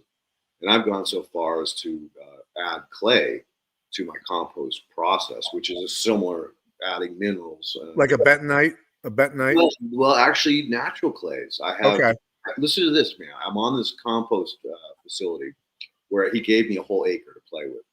And when I'm composting, I'm getting these blue, red, yellow, orange clays coming out of the soil. All of those colors indicate a specific mineral compound. Yeah. Just had my buddy Craig pull up through his Claude, his AI platform, or LLM. What do each color represent in the rock? And I have this incredible report that I've been just dying to dive down, which I will soon, in a deeper understanding of that, because there's different forms, like whether it's crystalline, whether it's clay, there are different properties and they react differently. So this is another conversation I very deeply look forward to going down the rabbit hole with you. And I don't know if I even mentioned it, the Minerals, the book Minerals for the Genetic Code. No. Anybody that's listening to this, Minerals for the Genetic Code is one of the best books that you could ever read in terms of understanding, the 60 plus minerals and how they affect our genes and the production of aminos and folding into proteins and all the creation of life and the proper coding for all of that, all the way to the ribosomes and the manufacture of the amino acids. And it helps you really understand the importance of the full spectrum of bioavailable minerals that end up in our plants and in our animals and all of those. It's really, really very powerful stuff. Yeah, and I want to point out to people, like, we're talking minerals here. Most people don't understand that, Sparks, this is from 2003. This is on sand. And these are the minerals that are in our sands globally. This was done back, I think, in the late 1800s, early 1900s, a global survey of the sand. If you don't have a certain amount of sand in your soil, this is something that you need to understand and put some sand in, because it actually has all these different minerals in it. I just wanted to point that out quickly. No, thank you for that. I mean, that was, again, one of the reasons why, I push sand, silt, and clay in your potting mixes, because if you're just using a potting soil, you have no nutrition whatsoever. Right. Yeah, and the thing on the paramagnetics that I've learned through being around some really smart people, Doc Will Spencer and Steve Moore as well, that Steve's like, what do you think a tree growing out of the side of a cliff is feeding on? It's got no organic matter. There's no water. It's the paramagnetics have turned it into an antenna to be able to pull nutrients and what it needs out of the atmosphere, right? Yep. And there's obviously the paramagnetic effects of the minerals in the cliff, the mountain, whatever it is. But those paramagnetics, and let me back up for a second. So if I put bioavailable minerals, a full spectrum diversity of them, into my body, and of course that goes with the microorganisms as well. When my cells get loaded up with the proper bioavailable minerals, real minerals, not from your freaking store shelves, not from GNC, the real stuff, right? That my cells and my body become an antenna for the Schumann resonance of the earth, the 7.83 hertz. And that's why when you see someone like that who understands that, if you see them outside especially, you'll notice, at least I do, that they have an aura around them, right? And also on top of that, a good friend of mine, people can look up Monty Bottens, who owns Ag Solutions Network and California Ag Solutions. Amazingly intelligent guy. Farmers out there that want to do some real farming, look up Ag Solutions Network and Monty Bottens as well. But Monty looked at me one day and he goes, "You ever notice auras around plants?" Mm-hmm. And I went, "I actually have, but I never thought about it. I never really thought about it." And he goes, "Oh yeah." And he said, on it, when there's a mist even over his cornfields and stuff, there's a huge aura over his cornfields and stuff, because he's growing with humates and paramagnetics and microorganisms, diversity of microorganisms, and things like that. Yeah. Just talking about this the other day. Literally. It creates a force field, man. It's a force field that protects you from the 5G. All the people out there that are loaded up with synthetics and heavy metals, they are an antenna for the 5G, the AM, the FM, the radar, everything else. And as they crank that stuff up, those microwaves up, the metals and synthetics in your cells, you're going to feel the effects, and it's not going to be good. It's like putting tinfoil in the microwave, baby. It's not pretty. Exactly. But yeah, so I was telling a friend of mine how to learn to see the aura of plants. And it takes a little work. It's not something you're going to get right away. But the way to do it is stare at a plant and let your focus go in and out, in and out, in and out. And eventually it'll hit this certain focus where it's not in focus, but the aura is in focus. So it takes practice. But that's how you end up seeing the plant aura, because the plant's not in focus, but the aura is, because you used your focus to dial it in, just like a radio, to find that channel. So it takes practice to do it. And you saying that, it's funny, reminds me of the movie. Do you remember the movie? Clooney was in it. Men Who Stare at Goats. No, I never heard of that one. That was okay. Sorry, I'm bumping my desk. That's all right. That was an actual CIA program that a mentor of mine was in the CIA, and he was part of that program of reading minds and telepathic communication and all kinds of other stuff. Really, he was Dr. Ed Thomas. People can look him up. He's probably the first and foremost expert on functional fitness in the world. Amazing guy. I used to be lucky enough to spend time with him and ride around with him and just pick his brain and but yeah, he was part of that program. Cool. Well, people that have never heard of Kirlian photography, it's actually taking pictures of the energetic field around plants, animals, humans. People don't think this exists, but it was found back in the 60s and 70s, that this aura, this energy field truly does exist. Like, basic guys, we're just a collection of cells. Like, Pat was saying, we're only 20% or 2% human, whatever it is. But the rest of us is biology. Who we are is that energetic field that's connected to this physical form. We're not the physical form. We're just the energy that controls it. We're here to learn, to experience, to grow. And if we're not, and we can't, because of what they've done to our foods and in the air, the water, etc. That's where Pat's Cell Saver website, and you're ingesting these nutrients that are actually going to build healthy cells. Instead of using toothpicks to build a house, you're using 2x6s. It's a lot stronger house. And when you talk about Kirlian photography, so you guys are both aware of Dicinian dye goggles, right? Yes, that's fucking crazy. That's fucking crazy. So you know the story with the World War II pilots that were wearing those to keep the sun out of their eyes, right? No. And that's how it ended up being outlawed. I have in a file how to make Dicinian dye out of coal. Cool. So that process, they were outlawed, by the way. Yeah. Yes, the coal tar goggles.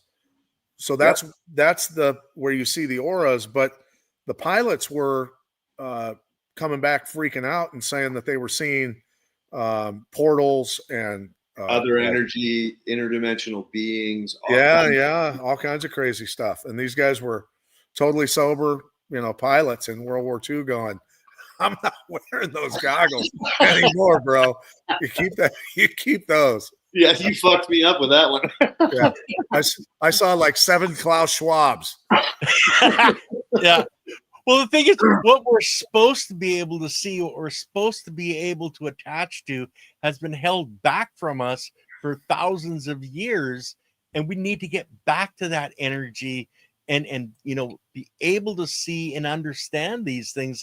It's amazing where we've been held back from the true reality of what's available for the human being to move beyond just these physical, to move beyond, money is God, and the more we have, the more power we have. It's not about anything like that. It's about our energetic being, moving to a higher realm. And Leighton, like you've brought it up quite a few times, how plants have more sensory, inputs than humans do. It's amazing that people, it's been hidden from us for so long. Yep, agreed. They have 10 senses. We only have 5 if you count ESP. So, yeah. So to get back to what we're supposed to be talking. Oh, sorry, Leighton. Go ahead. I would probably should get to the questions. Well, yeah, that's what I was going to say. Perky Three-Eyed Tiger wanted to know, what was the protocol that you were given at the beginning there to clean yourself out to get so you could breathe again? I used. Oh, go ahead. I used a lot of micronized concentrated fruits and berry powders for the chelation purposes.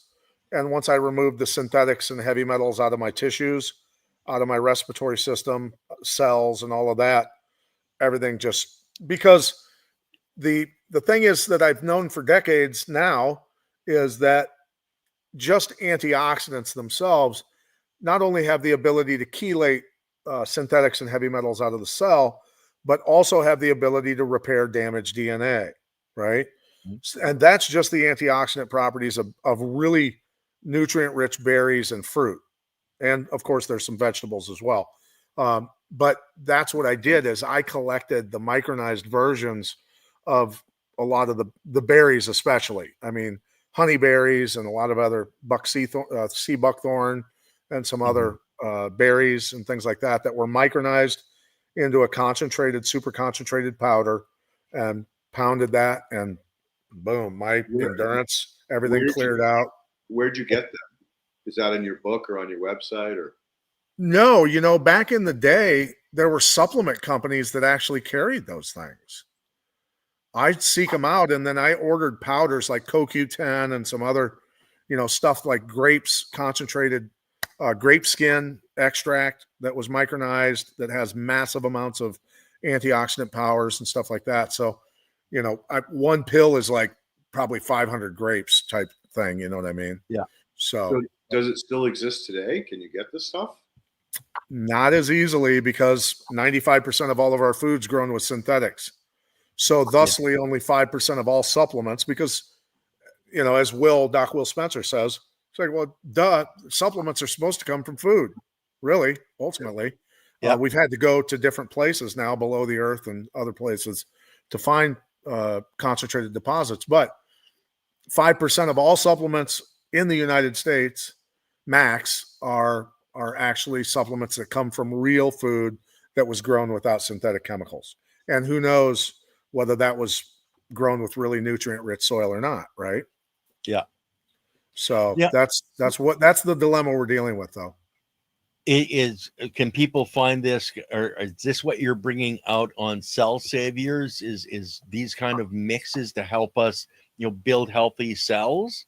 Well, on Cell Saviors, that particular fulvic acid, which all fulvic acids have a diversity of minerals and antioxidant properties, because especially if it comes from a living layer, which that does, it has the antioxidant properties of over 1,000 different types of plants. So the spectrum of antioxidant power is, well, to say the least, quite wide, quite reaching. And that's why it's so effective. If you took that back then, would it have done the same thing to you? Yeah, I can just say this particular substance has done more for athletic endurance and recovery and human health than any substance I've ever seen in my life in 38 years. Okay. There's nothing that I don't, even as a world champion fighter, and have black belts in 4 different arts. People be like, "You're a master." Like, no, the more you learn, the more you realize you don't know. But, Yeah. But I have spent a lot of years researching and deep diving and having people send me fulvic humic acids from all over the world and researching, and I'll go off of mine and try that one for 2-3 weeks and see what happens. And I can tell. And so if I'll just say this, that if we could find a better fulvic humic on the planet, we'd be using it. That's all I can say. Awesome.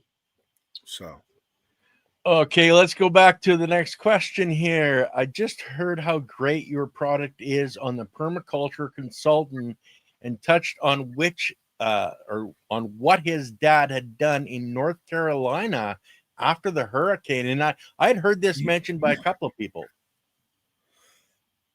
In terms of what his dad had done in North Carolina, well, I know that Will had gone out, tested soil, found a lot of radioactive, pretty severe radiation contamination and high acid issues in the soil from that hurricane washing through there.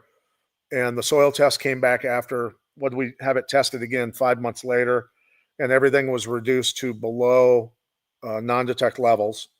So we know that as far as the soil, but I know Will also took our products out to North Carolina because a lot of the first responders were suffering from really severe health issues from being exposed in that water and everything else, looking for bodies and stuff like that. And those folks have made some really miraculous health changes. We'll just say that. Awesome. Yeah. So, Awesome. and again, we don't treat disease because disease does not exist. Right. There's no such thing as disease. It's all environment. It always has been, always will be. So there's no such thing as disease. You know what to put in your body to pull the bad stuff out and what to put in, and you start to regenerate tissue and the body starts to come back. That's the way it's supposed to work. Yeah. Well, most people don't understand, if you give your body the right nutrition, you give your gut biome the right nutrition, the right building blocks, the biology that isn't there anymore, that you've killed or what you've been taking has killed, will actually, come back and into existence in your body. You have to give the building blocks, and the more biology you can put in, the better, because the biology that's not necessary in your body gets broken down, and on a molecular level, those components are used to build the biology that is necessary. And that's where, doing the same thing in our soils, where everything is supposed to come from, is the foundation of life on this planet. Yeah. And that's the thing, is when I teach seminars on, say, self-defense or a mixed martial arts seminar or whatever, teaching, I used to spend a lot of time teaching seminars for law enforcement and military.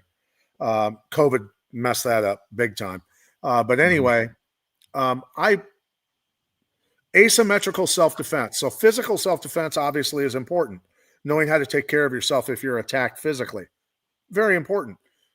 But here's the thing. In the United States, given year, 20,000 people are murdered. Conversely, how many people die of cancer, heart disease, respiratory illness, kidney disease? We're talking millions of people in total from environmental toxins destroying their health and them dying, right? Or ruining their lives. So the odds of me being murdered and killed or attacked and killed is so infinitesimal compared to the environmental toxins and everything else that we're dealing with, that I feel it's my duty to teach people that here's the real threats. Here's in your coffee that was grown with synthetics that you drink every morning, it's going to kill you. Or it's not the tobacco in the cigarette that's going to kill you. It's this garbage that's grown with, right? It's, the bread that was, created with synthetics and then treated with glyphosate. Yeah, the bread's seeds and nuts and grains, as will say, are poison already. We shouldn't be eating them. That the stuff it was grown with, though, is going to kill you, right? So wake up to that fact, understand how to protect yourself, and educate yourself how you do that so that you can teach your children so that they can live a healthy life and a quality of life. That's it. Look, almost everybody can learn how to fight and do it really well. I've taught thousands upon thousands of people, and they get really good at it. But few people understand this level of asymmetrical self-defense for the world that we live in today. So sorry for the rant. Yep. No, good. Perfect rant. I think we have one last question, which I'm really interested to hear as well. Well, actually, we actually answered that particular question already, so I got rid of it, to be honest with you. Well, it was what was the protocol for the for your brain parasites? Was it the same? It was one. Nutrients. The thing with me is after I reached kind of my world title and did all that stuff and everything, I think I drifted into I'm good. I'm going to be healthy. I'm good, And I kind of neglected my protocol for quite a long time. Periodically I'd take something, whatever.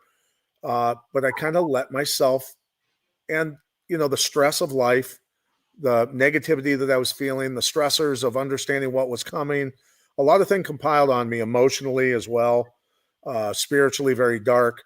And I kind of let myself go, to be honest with you. And so once I got to that point of depression and anxiety, and then treating that, self-prescribing alcohol to deal with that, well, I'm feeding parasites glucose. That's what they want. Yeah.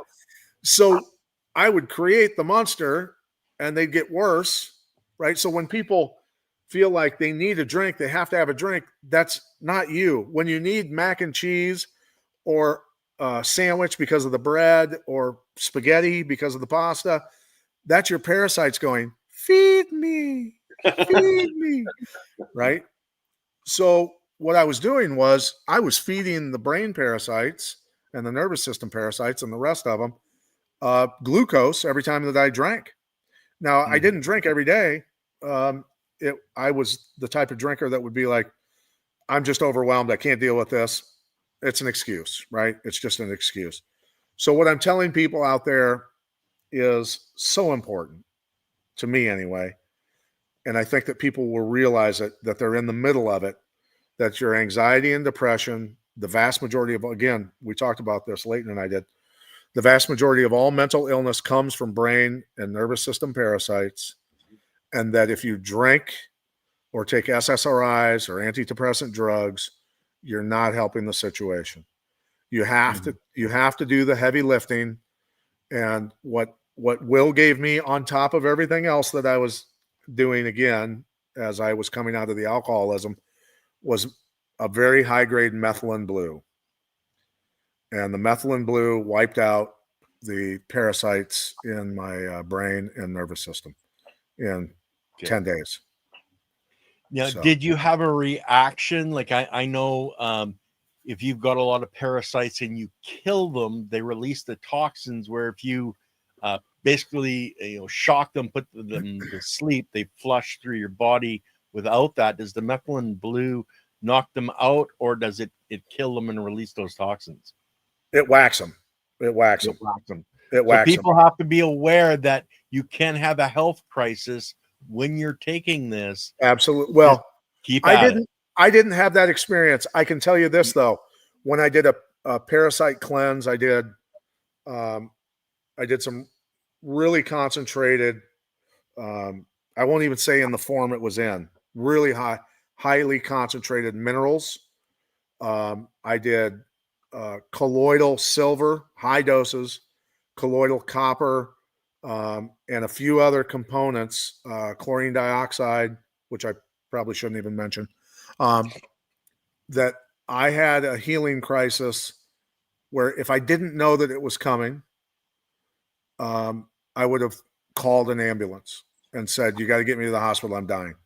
Because that, from what I was going through with that, and then my respiratory system, because the black mold had grown back into my bronchial tube flesh, and my arms were throbbing like I was having a heart attack, horrible pain. And then my lower and upper mandible jaws, the black mold had gotten into the bone, and the throbbing and the pain from that, I was wreathing on the floor of the bedroom.